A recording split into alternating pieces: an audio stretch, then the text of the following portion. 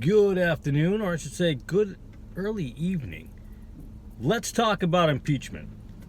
No, not Donald Trump's impeachment. Let's talk about Congress. Let's talk about the representatives. Let's talk about the senators on both sides of the aisle. Let's work on, as we the people, attempting to impeach those who have done nothing for their districts, who helped no one in their districts, and who have given 1,000 promises, breaking 999 of them. Can we do that? Can we impeach people for that? Because you didn't do what you're supposed to? Let's impeach those people who have been sitting in there for 10, 12, 14, 20 years, who have continually done nothing for the districts, and people see nothing from it while they make millions. Can we impeach them? I think that would be cool. Or, in the next election cycle, and even the next one, if people would just open the Bible. See, you knew I was going to spin it into the Bible, didn't you? See, I always spin it. My son says it all the time. He says, "Dad, how do you do it? How do you spin it back to the Bible?" Because everything is based on God.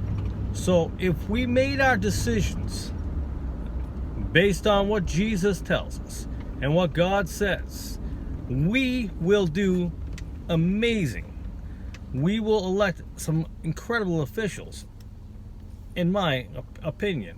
So if we based our decisions on that, we wouldn't have all these problems. But the problem is, we base our decisions on lies because we either don't want to or we have no time to do the investigative work.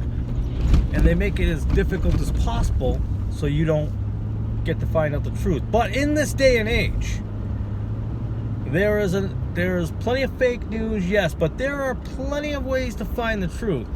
Is sometimes just reading between the lines? Sure. But it can be done.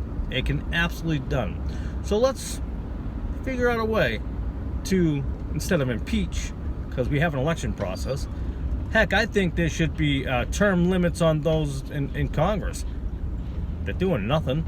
Sometimes in the beginning they do really well because they're like, "Oh, we're for the people." Then after a few kickbacks, they're like, "I'm good with the people now." So let's figure that out. Instead of worrying about impeachment continuously, because you could just easily do the same thing, in my opinion, to people in Congress and Senate who have just continually breaking every rule and not caring about the people at all in their district. Let's get it together. Let's actually reach across the aisle. Let's go back to the founding fathers when it was one party, because we were there for each other. We were there for the people. We were there to help everyone around us. That's what matters. So open the Bible. Use that again, as I've said before, as a roadmap and as a guide, and you will put excellent people in office. I'm telling you this. Now, will you all the time? No. Some people slip through the cracks, but the majority of the time, you're going to get the right people in there. You're going to have a better country. You're going to have better qualified people. You're going to have a better state of mind. I guarantee you the mental illness in this country will decline. I believe the economy will go up. But unfortunately, the sad news is that will never happen. But the one thing that can happen, whatever side of the aisle you're on, and no one can stop you but the devil, is accepting Jesus Christ as your Lord and Savior and living your life for God. You are the only one who has control over that. I appreciate you tuning into this video. God bless, and as always, have a beautiful evening.